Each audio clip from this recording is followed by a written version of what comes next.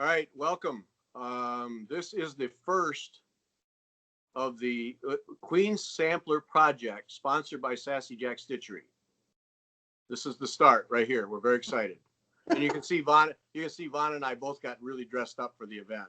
Yeah. We have our best T-shirt on. That's right. Yeah, and I think this time we're both centered in the screen, so we should be good. Yeah. And I think we have the sound. We may actually have our act together. No. This time, maybe. Nah, not happening. So we're going to get started. So this video is going to be just what Vonda and I have done to get ready to do the project. And this is what I do for everyone, and I'm sure for you. So even if you're not doing the Queen Sampler Project, you might pick up a tip or two, or you might just laugh at us and say, you guys are whatever. So I don't know. So that's what we're going to focus on this time. And then after that, we'll be doing, like we said, videos, podcasts, but follow us on Instagram for sure, because that's the best way to keep up on like a day-to-day basis. Because I'm going to set this up and then get stitching right away. I want to at least work on the top row just to get a sense of what this is like. So we're going to start with that. So first step is to prepare the linen. Tell us how you do it. It'll be interesting to see how we differ. Well, I know that I'm not as fancy as you are. All I do is I iron it, and I also starch it. Show me that motion, the ironing motion. I want to copy that. That's how it goes. Okay. I iron it and I put starch on it. Is that right? Yeah, that's right. Okay. All right. That's exactly right. So I iron it. I usually, if it's not, what is this? Serged, I'll zigzag it. But since we got this from Kim, and Kim always serges her linen when she sends it, I didn't have to do that step. So I ironed it and I starch mine because I like mine to be a little, I iron it and starch it. And then what I did was I counted to the middle. Oh, wait, whoa. Talk to me about starching it, because I don't do that. So. Oh, I get, like you can use Aleene's Best Press. You can use that, but it's a starch alternative. But what I use is, I think it's called Max, MAXX, and I think it's Faultless. It's Faultless Max is what I use, and it makes it kind of crispy, but it also like opens up the hole. My linen is crispy. And I think it opens up the holes. Oh. A little bit, yeah. Oh. Personally, maybe that's just like my own, but I think it opens up the holes. And then that way, when I put it in my roller frame, then I feel like I can get it more blocked, like straight. I feel like I can get it straight better when I put it in my roller frame, because my roller frame isn't like your frame, because mine's a split level and it has those tacks along. Right. So I have to pierce the fabric, and I feel like I can get it straight. So that's what I do. I just pierce my fabric, and then I use these mitten clips to pull it from the side tension, so it has side tension. Yeah, and that's mitten clips, and then you sewed Velcro on it or something? Yeah, it's actually not sewn. It just goes in the like the little right there. Oh, okay. And then that way you can pull it tight. So it's just a strap. It's just a strap of Velcro then, instead of elastic or something. Oh, okay. Right. And then I just pull it really tight and go like this, and then that way, see, it just pulls it. Yeah. I just kind of did this on my own about a month ago, and this is a huge game changer in my opinion. Yeah. These mitten clips. You can find the mitten clips at Joann's or on Amazon. They're cheaper on Amazon. But and this Velcro is I got this on Amazon too, and it comes in a big roll. So yeah. And talk about that. What's on the bottom there? Oh, these are called. See how I pointed? at the bottom. That's me See, pointing and at the bottom. and I understanded it. And this is me I ironing. understanded it, Gary. See, and you can iron and point at the same time, and it's very cool. So what this is I always lean my arm. So I stitch in the ditch. You stitch in the ditch too, right? I do. Mm-hmm. Now somebody asked me what is stitch in the ditch, and that means like when you roll your fabric on, it's instead of coming on the outside flat, it's on the inside flat. So that's stitch in the ditch. And the reason I do that is because if there's any dirt or anything, it's on the back side of your linen, not on the front side of your linen where, it'll show. But I put this is just cotton batting, and I put this on the front, and these are they're called thread peels, and you can find them. I think probably you can find them in Joann's. I got mine at my quilt shop, and they're silicone, and you just flip them on there like this, and that keeps the quilt batting on there. So when I lay my arm, when I'm stitching, I lay my arm on it, and that keeps it clean. Any dirt gets on the quilt batting, and I just keep it on there. And when I scroll up, it actually will just roll. I never have to take these off when I scroll, because they'll just, it'll just let it scroll without having to take it off. So see, that's pretty what neat. those are. Yeah, that's pretty neat, because I have a cotton handkerchief that I just drape over it, but I always have to take it off and put it on. Yeah. So this eliminates that. Yeah. And then you can just, and then like I don't put anything over it when I get done. I don't put anything over it. I just leave it out like this, unless I'm done stitching on it for a while. Then I put it inside a pillowcase. But so that's how I started up. So basically, I just counted to the center. I marked it, and then I counted back, and then here's my 3 inches down and 3 inches to the side, and I know that's where I've got to start, right there. Okay.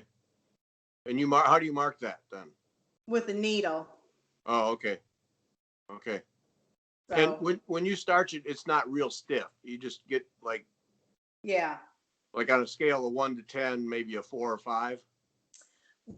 Before I start, or right when I start, I try to get it as tight as I can get it, and it's probably like an 8. But starching.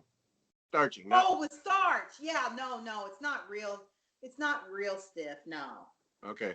Yeah. But I feel like I can get it. You really can't see, but I feel like I can get it square in here when I starch it. But it kind of wears off as you work on it and stuff. Right. So. But if it's in there square, then you don't care if it wears off. Mm-hmm. No. Right. Yeah. Okay. Learned something. But I like that cotton batting on the bottom. That's really excellent. Yeah, that is that. Yeah. If I do say so myself, that is excellent. You're so humble. You're so humble. It touches me. Yep, I did it. Okay, so I do it a little different, and this I think comes from my needlepoint days. So when I get linen, and of course it's all wrinkled or folded or whatever, and I learned this from somebody.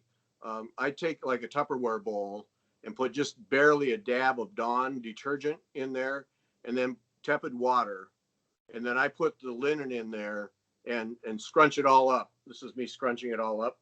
See how that works? Yeah. And ironing, pointing, and scrunch it all up, and then I rinse it thoroughly in this, dump it out, go through the whole thing.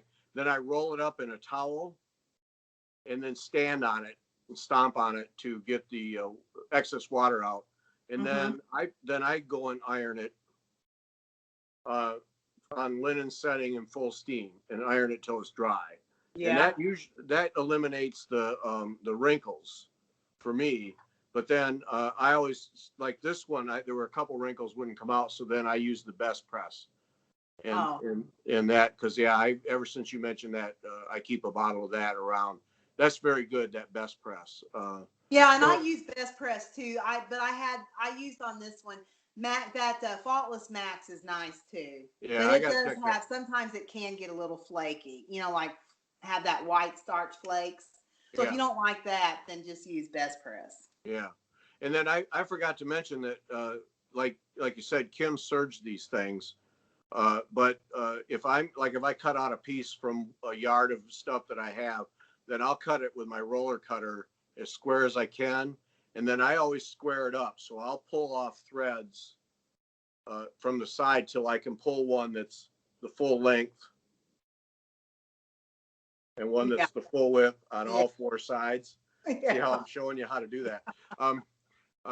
So that then I know that it's square, and then I'll trim off all that edge, and then I'll serge it or put a zigzag on it on the sewing machine. Yeah, and see, I never did that until you started talking about that in these podcasts, and so now I do that. I call that Gary Parrin. Oh, is that what that is? Yeah. I just like to have that, know that that fabric is square all the way around, and that I don't have it, because you can never get linen to lay square anyway to cut it. So that way I know it's squared. So then I do a different approach, and I'm sure this comes from my needlepoint days because that's where I learned it. So I'll take, and I don't know if you can see this. So I'll take thread in each corner. Yeah. And make a big X. Can you see that? Yeah, I can. Yeah. Yeah, Move and make a big X. Yeah. And then where it crosses, then I hate marking on my thread or on my canvas. So then where it crosses, then I'll sew in just a piece of thread like that marks the spot. That's the center. And then I count all the way to the top, and then I'll put another thread at the top, and that's top center. And then I count over to top left and put another thread. So then, and I leave those in till I stitch over them. And that way, it's probably overkill, but at least I know where my top left is. I know where my top center is, and I know where my center is. And then that allows me then to measure side to side and top to bottom all the way around and make sure I have it centered and that I have enough on each side and that I have an equal amount on each side. That's just the way I do it. And then I know, and then the when I get done, then obviously these threads, these big X's, then I just pull them out. It just comes out like that. Huh. And but that allows me to know that I have the center. I'm determined now to pull this one out just because it's there. But so then when I start stitching, then that's what I have. I have 3 pieces of thread, middle, top, center, and top left, because I always start top left out of habit. But that just allows me, and then I, like I said, I just leave them and then cut them out.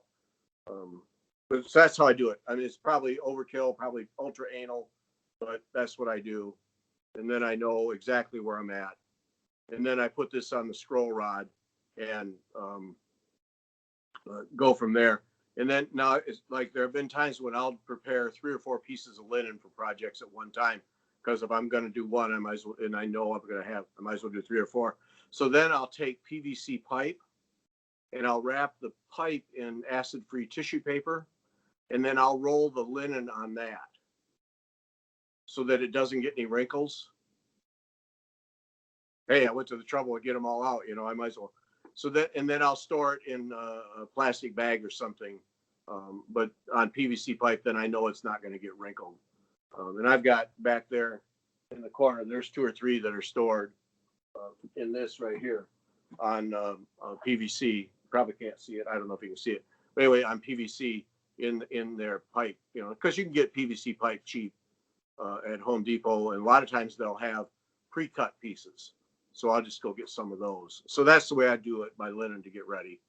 And then that's ready to stitch. And then, yeah, mine goes on a Millennium frame. I'm always afraid to get a wrinkle in this thing now. Don't get a wrinkle. I can't help it. It's the way I am. So then mine goes on the Millennium frame, but I don't use the clips, though I might do it. But the Millennium frame tends to hold it across the board because of the way it's attached. So I really don't feel like it needs to be pulled out pulled out from the side. It's tight all the way around. I mean, this is just drum tight Right. all the way through. So I've never felt like I needed to have those clips. But the now Millennium frame. Now, where is that from? Tell me about that. that's the one from England. The needle needs are necessary. Oh. Yeah. So I have Those are the ones that take a long time to get. Yeah, yeah. So I have like this is 36 inch, and then I think I have 28 or 30-inch scroll bars, and then I have two different heights of the upright. So I'll keep Sarah B.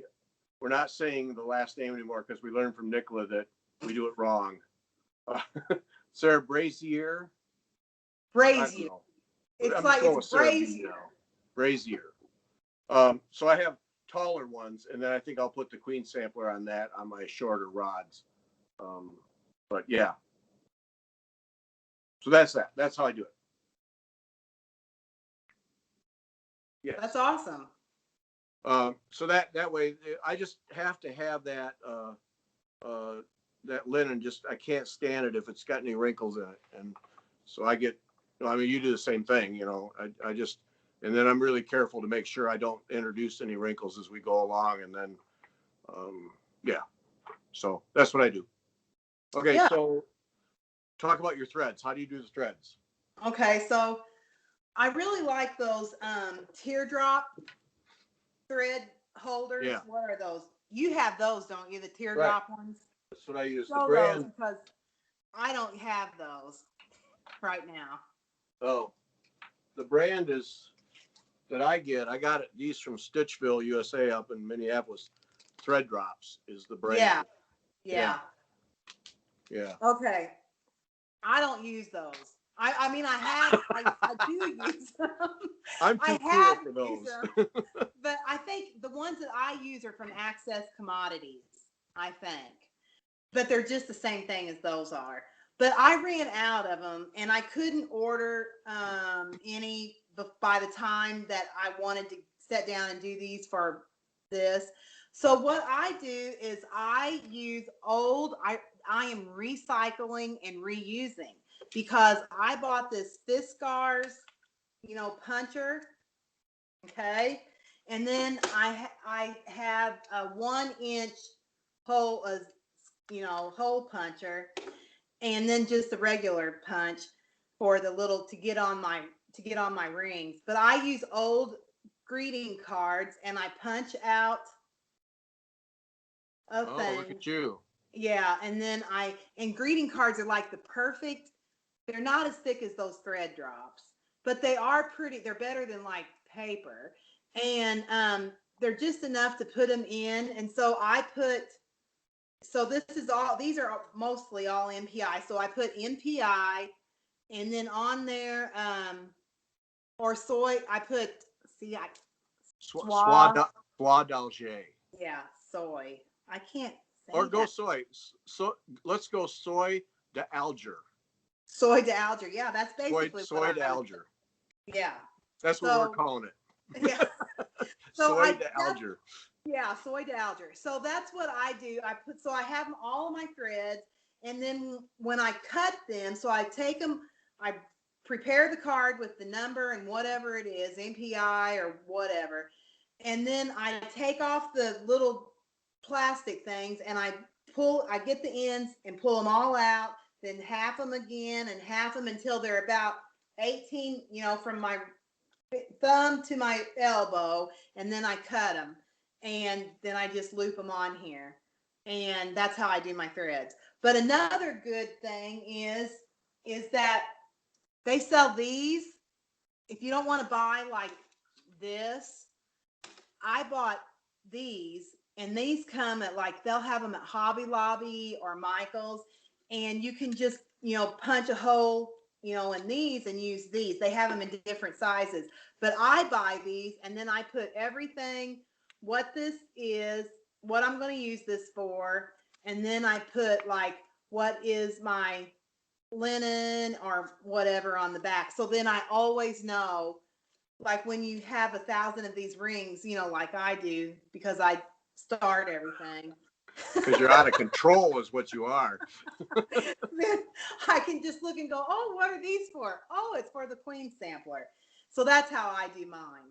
Yeah. Like Okay. that. Well, that greeting card thing. So show me that punch. So that's just a hole punch, but it's a 1 Yeah. inch hole. Yeah, it's a big one. See, so here's the punch. And then, but I got this, it's a Fiskars or Fisker, yeah, Fiskars. And I got it, they're about $20 and I saved my coupons, or I got this at Hobby Lobby. So they're always a 40% off a regular price at Hobby Lobby. So I bought this at Hobby Lobby and I got it for like $10 after that. And then this one was just $1. And it's a 1 inch, puncher. And that's how I do it. And I've been doing that for about a year. No, not a year, maybe like 8 months or 9 months. And I kind of like using, because you know how you get all those Christmas cards and stuff like that. And I always feel bad about it. I don't know, but you do. Yeah, I get a lot of Christmas cards. That's Margaret's department. Sorry. And so I just have started using them for like little thread drops. Yeah. And so I'm reusing them. And I mean, and then like you can see like there's something that somebody wrote back there to me, which is kind of nice. Sometimes you can read what they wrote. And you yeah, no doubt. Remember? No, yeah, heartwarming sentiments. Yeah. That's right. Yeah. While you're stitching. So. Yeah, that. Yeah. Yeah, that's nice. Good for you. Go Vanna. I'm ironing. Sorry. Yeah. Okay, so all right, so I do the thread drops, though I must say I'm intrigued by what you're doing because it's cheaper than these. But I don't have as many projects like this going on. Yeah. Plus, it's fun to do this, isn't it? Yeah. Yeah. Okay, whatever. So I do this. I'll take this is just me, but I'll take a skein of soy to alger. Yeah. And then this is probably the only thing I've ever used my porcupine quill thing for, because it's so long I hate it. I don't even know why I paid $45 for it, but it's cool looking, African porcupine. But anyway, so I'll put that through the loop. Yeah. Okay, like that. Can you see? Yeah. Yeah. And then that allows me then to take the slip the thing off the wrapper, and then I know that I've got it like this, right, so that nothing's tangled. And then then I'll start unwrapping it, but then I'll lay a tape measure down on the table, and then I'll just lay them out at 18 inch lengths and cut at 18 inch. Well, so I'll hold it in my hand like this, like I was gonna do make a ball of yarn for knitting. And then I'll just unwrap. This is me unwrapping, and then lay it out along the tape measure and just cut it at 18 inches, and then have them and then put them in the thing. So that's what I do. That's a good idea. So, but that way then you eliminate getting all tangled up. Right. Right. Because that is a problem. Yes. That's nice. What I do. Nice. Yeah. That eliminates that. And then, and then it's the same thing. I just mark them. But now you've got me thinking, because now I've got Sarah B and this one, I'm going to put a tag on so that I don't. Yeah. These are lovely. And they come like in packs of 50, I think, for like $3. So. Oh, my. Yeah, that's a good idea. So I'm doing that. And then I wanted to show my, when I'm stitching, my Pako, P-A-K-O thing. A lot of people, I'm sure, use these, but I love these things. It's just a triangle, it's empty underneath thing. P-A-K-O, you get them anywhere. I'm getting me that. Yeah, because when if I do, particularly with samplers, if I do a motif and then you always have a decent length of thread left, then what this does is there's a little card that slips in here. And then you write the symbols on for each of the colors. And then these blue holes are foam. Mm-hmm. And so you have all the symbols for your colors on the card. And then like if you have, you can tell I've got some decent lengths of thread. And then, so rather than throw them away or lay them aside and hope I remember what color they are, then that keeps track. So then if I come back and I need 5 stitches of a color, then I'll pull one of these out and do those 5 stitches. And then I don't have to thread a new needle, and I make better use of the silk. So, and then, if one looks a little ratty when I pull it out, then I just throw it away. But for the most part, I make good use of those, and they get kind of tangled up here. So when I pull it out here, I always kind of hold my hand on so it doesn't pull everything out. But yeah, so of course the drawback is it requires you got to have a bunch of needles to do that, because like right now I've got a bunch of needles sucked up holding little pieces. So you got to have a bunch to keep stitching and have these. But I love this little thing, and it makes it real easy to keep track of things and to make better use of the thread. So yeah, I'm getting me one of those. Yeah, I like that. So that's how I do my threads, is like that. So we're not that far off on any. No. Yeah. And then I also wanted to show on the beads what I do with beads. So because if you get Mill Hill beads, they come in this little plastic flip thing, which always looks like it's the handiest, best designed bead holder thing on the planet, till you open this up one time and lose control of the bottom and it flips, and then bingo. It's raining beads. I had that happen on carpet one time. I said never again, because I lost several beads. Actually, somebody suggested putting like a nylon footy over your vacuum and vacuuming it. Yeah. I just got on my hands and knees and felt around until I got as many as I thought and called it that. But anyway, so I bought these little boxes that you can buy. Is it showing? Yeah, it's showing. These little boxes that stack, and they have a lid, which is good to, boxes should have lids. Yeah. It's a good design feature. Yeah. But anyway, and you can hang on, like there's a little bump down here, and you can hang on so you can lift the lid without losing control. And then I just cut off from the Mill Hill package, I just cut off the label and put it in here. And that's how I store my beads. So when I get a new bead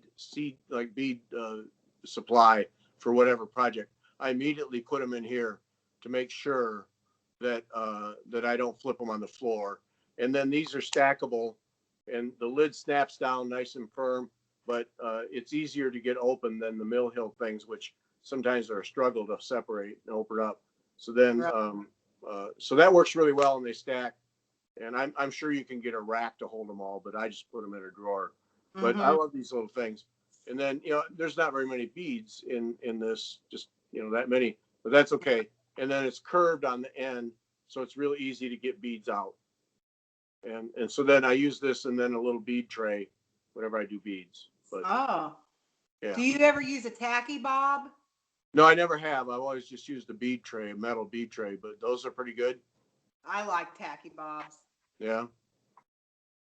And I put my beads in like those little round lip gloss containers that you can, plastic containers, so they have a screw lid on, and then I just shake out some on my tacky bob, and then that's how I do it.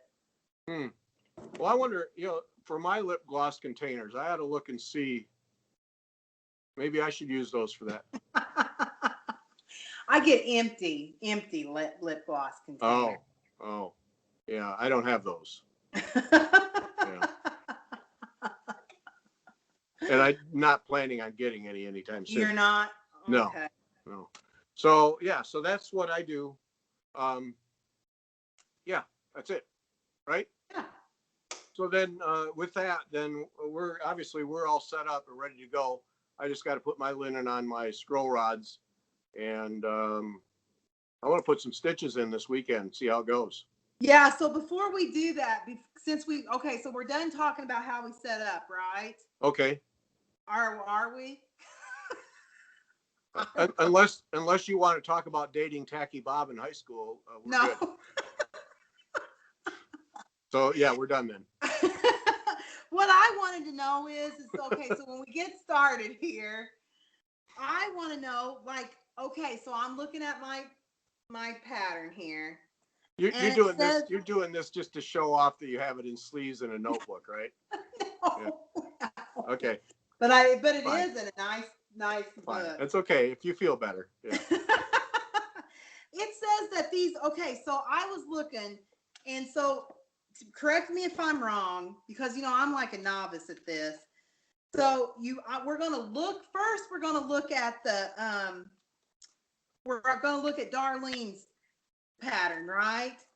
Yeah. And it says DB, which I'm assuming is dividing band. Oh yeah, it says these dividing bands 1 and 2 are worked in alternating double back stitch.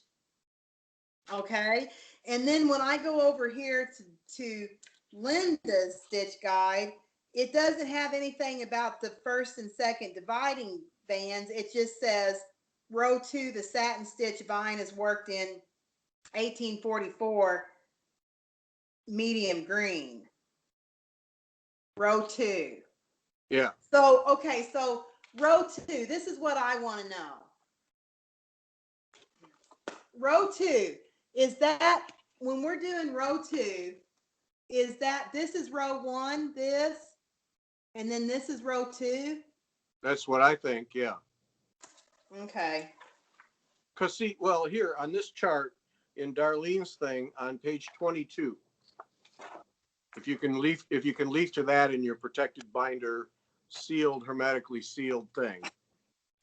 To protect them from my tears. Yes. Okay. See that right up? Oh, yeah. Boy, that's why I'm your friend, because you're smarter than me. Yeah, that was why. Because I can read a chart. Excellent. Thanks. Okay. My self-esteem Okay, just did a go. nosedive. Thanks a lot. Oh, shoot, boy, I tell you, I was getting ready to get worried about that. Yeah, see where it says row 1? Yeah. That's a clue that it's row 1. Yeah. No, that is, I'm glad that I asked that question. And then see where it says row 2? Yeah. Yeah, there it is. That's code for row 2. Yeah. Yeah. Yeah. At least that's what I'm going by. Yeah, you do it how you want, but I'm using the code. Okay. Yeah. But that's the only reason you're my friend then, is because I can read a chart. Man, that hurts. That's deep. I think that drew some blood. Yeah. Yeah. No, I'm just saying that I'm glad that you're the maestro on this stitching stuff, because I am not. The maestro of the soy dalger. Yeah, that's right. Soy dalger. Yeah. That's right. Okay, and so all of the stitches, all of the stitches that I need to know is in here somewhere, right? As far as I can tell, yeah. Okay. All right. Okay, so we're getting started then, right? We are. Okay. On row 1. On row 1. Top left. Now, do we do the dividing band first, right? The top dividing band? I don't care. I think we do. Okay, so now, I do have a question on this. Okay, so you see on this dividing band, it says double back stitch right here. Double back stitch. So these little guys, they're just back stitch, right? That's what I think, yeah. I haven't tried them, but that's what I think, yeah. So it's a double back stitch, double back stitch, double back stitch, then just a straight stitch, right? I think so, yeah. I hadn't gotten that far, but yeah. But I'm going to test on the doodle cloth. Yeah. Do you know how to do? Now then, okay, now here's another thing. Do I know how to use a doodle cloth? Yeah. I hope so. I took a class. I took a class in doodle cloth. I haven't taken a class on doodle Oh, you should take a class in doodle cloth. It's very exciting. Yeah. Okay, so I was going to ask a question. Now I forgot. Now, I do not prepare my doodle cloth so it's wrinkle free. I couldn't care less. Oh, okay. Yeah. But I do starch it so it's nice and stiff. Oh, that's nice. Yeah. You do? That's nice. So No, I don't. I just believe anything you say. It's just a rag. I don't care. I just use it. It's just a rag. Okay, so then row 1, is that cross stitch? See, I don't know. What is row 1? This is going to be a lot of work. Row 1, these rows are worked in reversible cross. Oh, yeah. That's the one. Reversible cross stitch. Okay, now, do we need to worry if it's reversible? I don't care. I'm not stitching this reversible. You're not. You're just going to do cross stitch. I'm going to do whatever stitch it is, but I don't care what happens on the back side. No. Oh. Because I'm not doing it. I don't even think you could do this reversible anyway. So. It says reversible cross stitch, but we don't have to. Can I just do cross stitch like I want to? Or is the police gonna come and get me? Oh, the police will get you. I don't know. I don't know that that's a special stitch, reversible cross stitch. I don't know. What is reversible cross stitch? I haven't.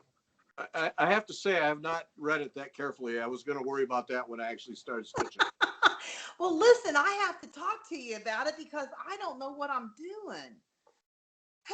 I think that it says figure, where does it say? Page 22.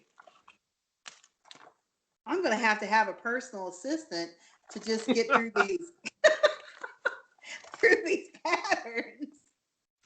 Page 22. Okay, page 22, reversible cross stitch. That is not, there's no reversible cross stitch illustration. So I guess that means that's what this comes into handy for, is when you get this, when you can't see an illustration, then you go here and you figure out how to do reversible cross stitch. Okay. I guess. But okay. We don't have to worry about what the back looks like, right? I don't care. Well, that's not what I know you don't care. Yeah, I mean, I'm not going to worry about the back other than my usual trying to keep it as neat as possible. But well, yeah. But no, I'm not going to.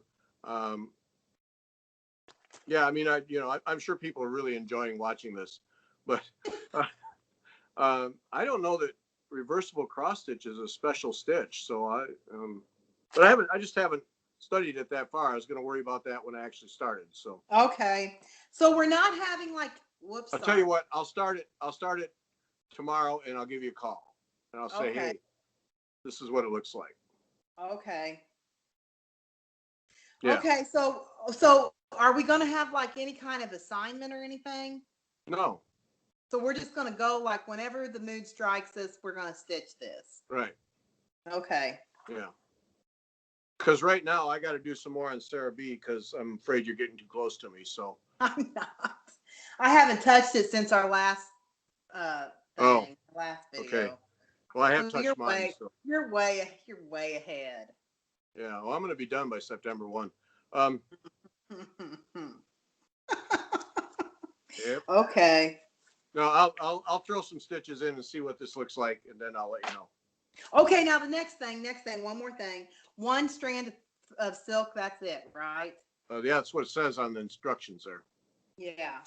Well, I didn't know if that's what, I don't know. Yeah. I didn't know if we were going to go with that or. I am on 37 count. I'm going with one strand. Yeah. Okay, one strand. Yeah. All right. Well, I guess that does it for me. Size 26 needles, what I'm using. Right? Size 26. I think I have size 26. I want to do everything like you're doing, Gary. So you're scaring me. I do have size 26 here. I sure hope so. Actually, Vonna, try it with a size 12. See what happens. Go ahead. I dare you. Oh, shoot. Yeah. Okay. I guess we got to do. Buckle in and enjoy the ride. Okay. For this Queen Sampler. And remember, this is the Queen Sampler Project, sponsored by Sassy Jacks Stitchery, and you can still get a kit. Yep. Call them, get a kit. And it's beautifully, how it comes. It comes all wrapped up like it's it's a present just for yourself. Yep. From Sassy Jacks. Yep. And I think there's still room for the nickel apartment thing next May.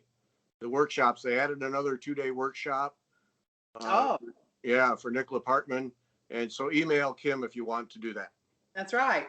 And if you want to come on, what are we going on Thursday and Friday? Thursday, Friday, and Saturday. Yeah. Yeah. And if you want to see this hot mess live. Yeah. Yeah. If this video wasn't enough and you want more. Yeah. Oh, yeah. shoot. Mm-hmm. Yep. Okay. All right. So we've learned soy de alger. And we've learned that there are stories about you dating Tacky Bob that we have to hear. So, right. Tacky Bob. Really, who I dated in high school was Earl. Earl? His name was Earl. Earl. Oh. Okay, that's enough. That's enough. Thanks for listening. Bye-bye.